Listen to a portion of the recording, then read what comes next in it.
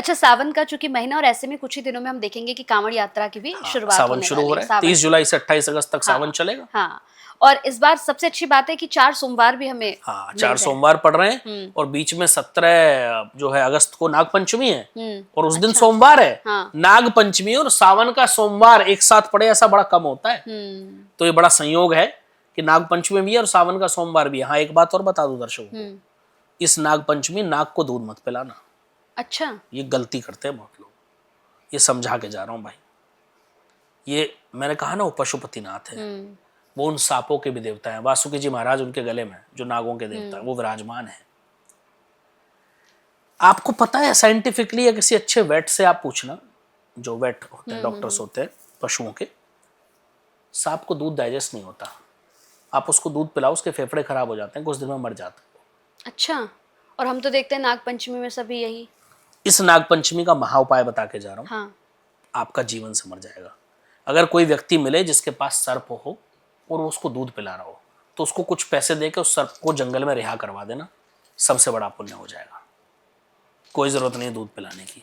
दूध चढ़ाना है तो महादेव पे जाके चढ़ाओ, शिवलिंग पे जाके चढ़ाओ। ये विडंबना है सनातन की। कुछ परंपराएं कुछ लोगों की वजह से ऐसी बन गई जो अनसाइंटिफिक हैं और जो गलत हैं। किसी पर अत्याचार करने से क्या महादेव खुश हो सकते हैं? कभी नहीं। मैं मान ही नहीं सकता। लोग चींटियों को गोला दबाते हैं, कई लोग जेठ के महीने में, कई लोग रोजाना में भी उनको आटा और वो सब भून के डालते हैं, उसमें घी डालते हैं। आपको पता है घी से चींटी मर जाती है? ये बहुत लोगों को नहीं पता। घी डालना बंद कर दो भैया। आप 4 बूंद घी डाल देना, थोड़ी देर अगर वहां चींटी है, थोड़ी देर बाद उस पर कई सारी चींटी आपको मरी मिलेंगी। ये प्रैक्टिकल करके देख लेना। लोग कुत्तों को मीठा खिलाते हैं, दूध पिलाते हैं, बंद कर दो भैया। कुत्तों को दूध डाइजेस्ट नहीं होता, वो लैक्टोस इंटॉलरेंट होते हैं, पढ़ी लिखी भाषा में समझो। उनको है ही नहीं, डाइजेशन ही नहीं है उनका दूध का, तो धीरे धीरे उनकी आंतें सड़ जाती हैं, उनको इचिंग हो जाती है पूरी बॉडी पर, एक्जिमा बीमारी हो जाती है। वो बेचारे बहुत कष्ट पाते हैं। तो दूध, ब्रेड, बिस्किट जो खिलाते हैं बंद कर दो। मीठा नहीं खिलाना चाहिए कुत्तों को, दूध नहीं पिलाना चाहिए। तो ये समझना है, एक ज्योतिष का काम केवल इतना नहीं है कि किसी किताब से 4 उपाय पढ़े और लोगों को चिपका दिए, बेटा ये कर लो जाओ। ये केतु ठीक करना है, कुत्ते को दूध पिलाओ। बुद्ध अच्छा करना है, शुक्र अच्छा करना है, या कोई ज्यादा परेशानी आ रही, चींटियों को जो है घी में मिला के गोला दबा दो, सांप को दूध पिला। अरे भाई क्या कर रहे हो?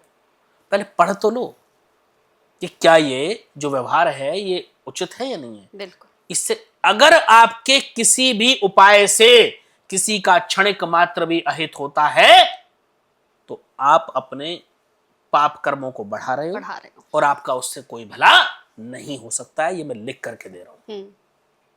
अगर अपना भला करना है तो सबसे पहले सोचो। ये आजकल जो ज्योतिषी है ना, जो उपायों के नाम पर जो दुकान खोल ली है, ठीक है, और उपाय करा करा के करोड़पति बना रहे हैं, सब फेक है, सब फ्रॉड है। इनको ज्योतिष आती ही नहीं है। ज्योतिष का काम किसी को करोड़पति बनाना नहीं है। ज्योतिष का काम है रास्ता दिखाना। बिल्कुल। ज्योतिष का काम है मार्गदर्शन करना, और अगर अच्छा मार्गदर्शक मिल जाए तो वही ज्योतिष है। बिल्कुल। मेरे जीवन में मेरे माँ बाप मेरे लिए ज्योतिष है, क्योंकि उन्होंने मुझे हमेशा अच्छा मार्ग दिखाया, मेरा मार्गदर्शन किया। मेरे टीचर मेरे ज्योतिष हैं। ज्योतिष का मतलब ये नहीं है। दूसरा, मैं हमेशा कहता हूं ज्योतिष भाग्य बदलने की विद्या नहीं है। ज्योतिष मार्गदर्शन है, और अगर मार्गदर्शन सही मिला तो भाग्य तो खुद ही बदल जाएगा भाई। तो ऐसे ज्योतिष से भाग्य बदलता है, ये समझना है। तो ये दर्शकों को ऊपर छोड़ता हूं। आप सोचिए कि आप जो उपाय कर रहे हैं उससे किसी का कोई अहित नहीं होना चाहिए। बिल्कुल। अगर हो रहा है तो गलत है।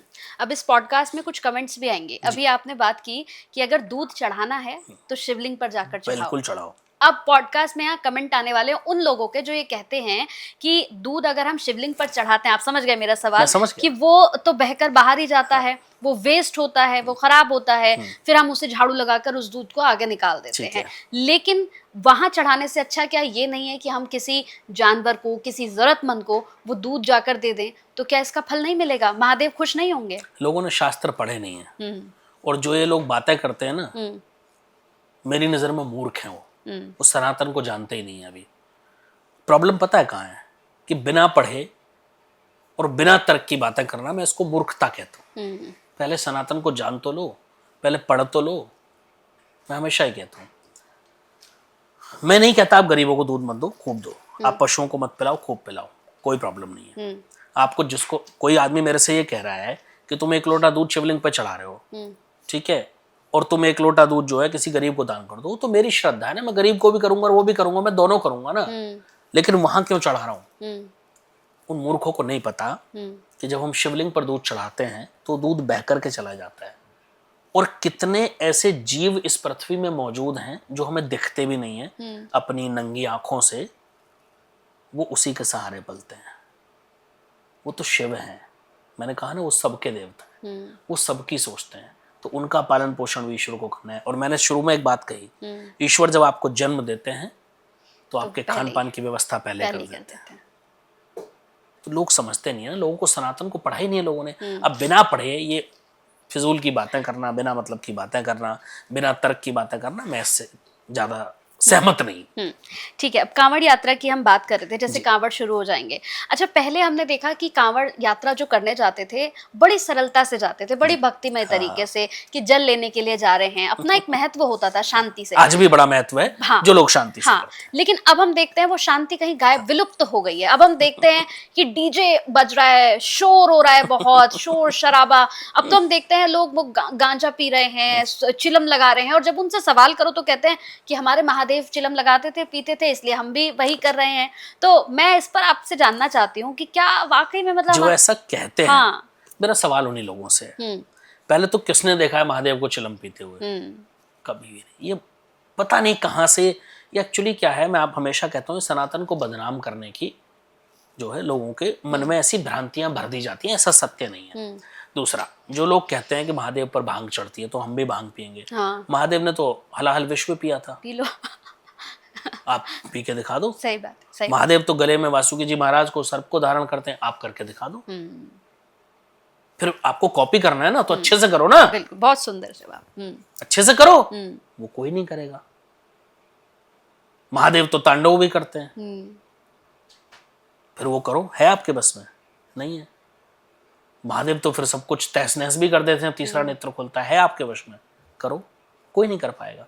तो भाई कॉपी करना है तो अच्छे से करो ना। सही बात है। वो नहीं करेंगे। एक्चुअली क्या है, लोगों ने अपनी बुराइयों को छिपाने के लिए ऐसे तरीके ढूंढ लिए कि हम इसके आड़ में होकर के कार्य करें। ये तो वही हो गया कि कोई व्यक्ति चोरी कर रहा है और फिर वो कह रहा है जी कृष्ण जी भी तो माखन चुरा के खाते थे।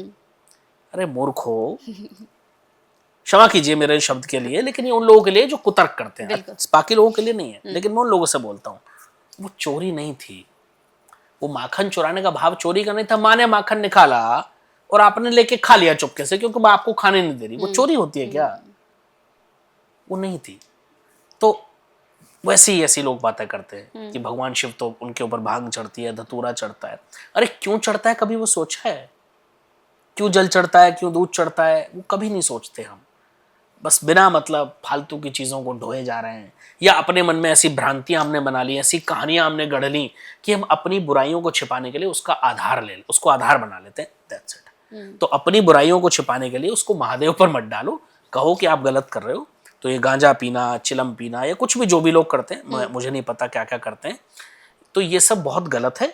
और अगर आप ये करके कांवड़ लेके आ रहे हो तो आपको कांवड़ लाने का कोई फल नहीं मिलना है, ये मैं डेफिनेटली कह रहा हूँ, क्योंकि ये शास्त्रोचित व्यवहार नहीं है। शास्त्रोचित व्यवहार है, आप जाइए, डीजे ठीक है, आपकी इच्छा है, श्रद्धा है, आप रखिए, जैसी सरकार की गाइडलाइन है उस हिसाब से रखिए, आप जाइए, आप नाचते गाते आइए, झूमिए मस्ती में, महादेव की मस्ती में बिल्कुल झूमिए, कोई प्रॉब्लम नहीं है। लेकिन जाइए, वहां से जल लेके आइए और सात्विक रहिए।